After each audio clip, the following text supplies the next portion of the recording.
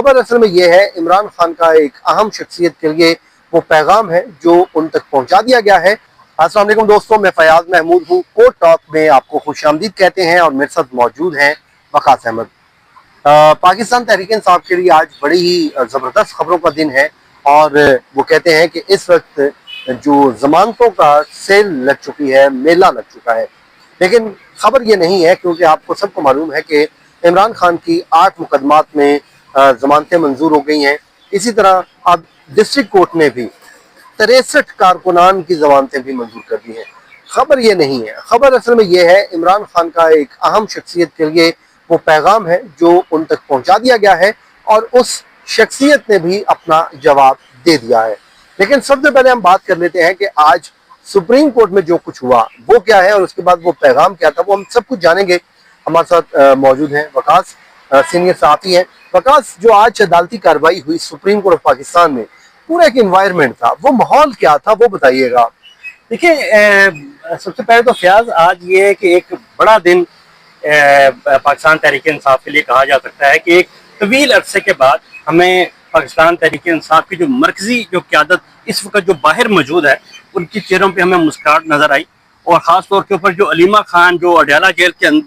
میں بانی P T I سے ملاقات بھی کرتی ہیں، عمران خان سے باہر بھی آتی ہیں، وہ کافی عرصے سے جو وہ پریشان ہمیں دکھائی دے رہی تھی، آج وہ بھی ان کا جو چہرہ تھا وہ بھی جو ہمیں مسکراتا ہوا دکھائی دیا۔ بنیادی طور کے اوپر یہ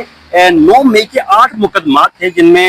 عمران خان کی جو ضمانتیں ہیں، ان کی جو درخواست دائر کی گئی تھی، ان کو منظور کیا گیا ہے۔ یہ 3 دن تک یہ بنیادی طور کے اوپر یہ سماعتیں ہوئی۔ پہلی جب سماعت ہوئی تو جو عمران خان کے وکیل ہیں سلمان صفدر، ان کی جانب سے درخواست کی گئی کہ اس کو ملتوی کیا جائے۔ اس کے بعد 1 ہفتے کے بعد دوبارہ سماعت ہوئی تو جو اسپیشل پروسیکیوٹر تھے ذوالفقار نقوی، ان کی جو وہ طبیعت علالت کی وجہ سے انہوں نے درخواست کی کہ میں نہیں آ سکتا، تو آج باضابطہ طور کے اوپر یہ کہا جا سکتا ہے کہ پہلا دن تھا اور یہی آخری دن تھا جب یہ آج ضمانتوں کی پہلا اور آخری دن یہ ثابت ہوا۔ آج جس طرح ہی سماعت کا آغاز ہوا تو سب سے پہلے ایک جو طریقہ کار ہمیشہ سے یہ ہوتا ہے کہ پہلے وکیل کو سنا جاتا ہے، اس کے بعد جو حکومتی جو موقف ہوتا ہے اسپیشل پروسیکیوٹر وہ آ کے جو اپنا موقف دیتے ہیں، لیکن اس سے برعکس آج چیف جسٹس آف پاکستان نے اسپیشل پروسیکیوٹر کو پہلے موقع دیا کہ آپ جو اپنی گزارشات ہیں، جو معاملات ہیں، وہ آج عدالت کے روبرو رکھیں۔ اور انہوں نے جو عدالت 1996 سے لے کے 2025 تک جو سپریم کورٹ اور باقی دیگر جو عدالتیں ہیں ان کے حوالے دیے، اور ان کے بارے میں بتایا گیا کہ جو ضمانت ہے، جو ضمانتوں سے متعلق جو فیصلے ہوتے ہیں، وہ آبزرویشن جو ہوتی ہیں وہ عارضی نوعیت کی ہوتی ہیں، ان کا جو ججمنٹ کے اوپر یا خاص طور کے اوپر کوئی اثر نہیں ہوتا، کیونکہ وہ لائن لکھی بھی ہے۔ وہ ایک طویل انہوں نے جو آرگومنٹس دیے، اور اس آرگومنٹس کے بعد 2 مختلف مراحل میں یہ آج سماعت ہوئی۔ پہلے 10 بجے کے قریب جب وہ سماعت کا آغاز ہوا، اس کے بعد جو وقفہ کر دیا گیا، اور وقفے کے بعد دوبارہ جب سماعت کا آغاز ہوا تو تقریباً 1 گھنٹے کے قریب کہا جا سکتا ہے کہ یہ دوبارہ سماعت ہوئی۔ اور اس سماعت کے بعد جو چیف جسٹس آف پاکستان میں جو 2 رکنی بینچ تھا، انہوں نے مختصر ترین فیصلہ سنایا، اور مختصر ترین فیصلہ یہ تھا کہ عدالت کے اندر ہی انہوں نے کہا کہ جو ضمانت کی جو درخواستیں ہیں ان کو منظور کیا جاتا ہے۔ جو ہی یہ سچویشن جو وہ کریٹ ہوئی اور چیف جسٹس آف پاکستان کی جانب سے مختصر ترین فیصلہ سنایا گیا، تو جو کمرہ عدالت ہے وہاں پر جو پاکستان تحریک انصاف کی جو رہنما وہاں پر موجود تھے، علیمہ خان جو ان کی ہمشیرہ ہیں، اور باقی دیگر جو 2 ان کی ہمشیرہ ہیں، وہ بھی کمرہ عدالت کے اندر موجود تھے۔ وہ ایک خوشی سے وہ چہک اٹھے، نعرے بازی کمرہ عدالت کے اندر نہیں کی، لیکن باہر آئے، اور باہر جتنے بھی خاص طور پر میڈیا کے لوگ تھے ان کے سوالوں کے جواب دیے، اور ایک ایسے لگ رہا تھا کہ ایک عرصے سے ان کو اس خوشی کی جو وہ اسلام آباد میں آج وزیر اعظم عمران خان کے نعرے لگے، عمران خان کے جو وہ نعرے لگائے گئے سپریم کورٹ کے احاطے میں۔ لیکن اس کے بعد ایک بڑی اہم چیز ہوئی، وہ یہ ہوئی کہ چیف جسٹس آف پاکستان نے جب یہ فیصلہ سنایا تو چیف جسٹس آف پاکستان نے نہ صرف اسپیشل پروسیکیوٹر بلکہ اس کے ساتھ ساتھ عمران خان جو بانی پی ٹی آئی کے جو وکیل ہیں سلمان صفدر، ان کو اپنے چیمبر میں بھی بلا لیا۔ ٹھیک ہے، 1 بجے کے قریب یہ ملاقات چیف جسٹس آف پاکستان کے جو چیمبر میں ہوئی، تقریباً 1.5 گھنٹہ یہ ملاقات جاری رہی۔ اس میں جو سلمان صفدر ہیں انہوں نے بانی پی ٹی آئی کے توسط سے جو کچھ گزارشات تھیں، پیغامات تھے، وہ تحفظات انہوں نے چیف جسٹس آف پاکستان کے سامنے رکھے۔ ٹھیک ہے، بنیادی طور کے اوپر 3 وہ تحفظات تھے جو چیف جسٹس آف پاکستان کے سامنے ان کے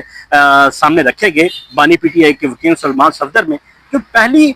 جو تحفظات تھا وہ یہ رکھا گیا تھا कि जो जेल मैनुअल है, जेल मैनुअल से हटकर बानी पीटीआई से वहां पर सलूक रवा रखा जा रहा है। उनके ऊपर पाबंदियां भी लगाई गई हैं, उनको उस तरीके से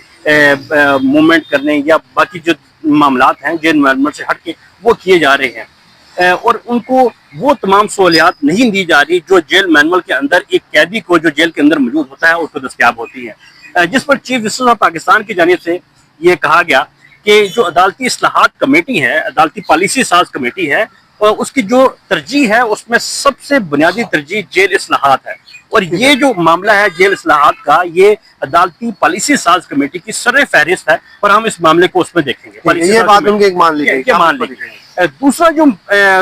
गुजारिशात जो पेश की गई थी वो बुनियादी तौर के ऊपर जो बानी पीटीए की जो हमशीरा हैं, जो उनके जो अजीज़ो कारब हैं, उनकी जानिब से ये थी कि उनको मुलाकात की इजाजत नहीं दी जाती। ठीक है। तो इस हवाले से चीफ जस्टिस ऑफ पाकिस्तान की जानिब से ये कहा गया, सलमान सफदर ने आके खुद ये बताया कि उन्होंने कहा कि क्योंकि मामला जो इस वक्त जो हम बैठे हुए हैं ये मामला उस नौयत का नहीं है, लिहाजा इसको फिलहाल जो रहने दें, हमें इस जो मामला है इस मामले के ऊपर रहने दें। ठीक है। तीसरी जो बड़ी उनकी जानिब से तहफ़्फ़ुज़ात और गुज़ारिशात पेश की गई वो बुनियादी तौर के ऊपर chief justice Islamabad high court से मुतल्लिक थी। ठीक है। उन्होंने बारहा और बरमला इस चीज़ का इजहार किया कि बानी पीटीआई के 300 से ज़ायद जो मुकदमात थे, और उन 300 से ज़ायद मुकदमात में या तो इमरान खान जो उनकी जमानतें मंजूर हो चुकी हैं, या जो अदालतों के जाने से जो फैसले सुनाए गए थे वो फैसले मुअत्तल हो चुके हैं, सिवाय एक केस के जो 190 मिलियन पाउंड का जो केस है उस पे अलकादर ट्रस्ट जो केस है उसमें जो वो इमरान खान सजा याफ्ता है, और वो हमने जो दरख्वास्त है वो इस्लामाबाद हाई कोर्ट में उनके ये तहफ़्फ़ुज़ात उन्होंने चीफ जस्टिस ऑफ पाकिस्तान के सामने रखे कि इस्लामाबाद हाई कोर्ट की जानिब से उस अहम केस को फिक्स नहीं किया जा रहा, उसकी समाअत नहीं हो पा रही। तो जिस पर ऊपर चीफ जस्टिस ऑफ पाकिस्तान ने कहा कि मैं इस मामले को भी अपने तौर के ऊपर मैं देखूंगा। तो ये बुनियादी तौर के ऊपर तीन एक तहफ़्फ़ुज़ात और मबनी गुज़ारिशात थी जो बानी पीटीआई के तवस्सुत से आज उनके जो वकील हैं सलमान सफदर, उन्होंने चीफ जस्टिस ऑफ पाकिस्तान के सामने रखी, और चीफ और ये उन तक पहुंचा भी दिए गए और बाहर आके उन्होंने खुद बता भी दिया। तो दोस्तों ये वो पैगामात थे जो पहुंचाए जा रहे हैं, और आज इस्लामाबाद में इमरान खान के हक में नारे भी लग चुके हैं। तो कुछ लोग ये कह रहे हैं कि शायद कोई हवा तब्दील हो रही है, बल्कि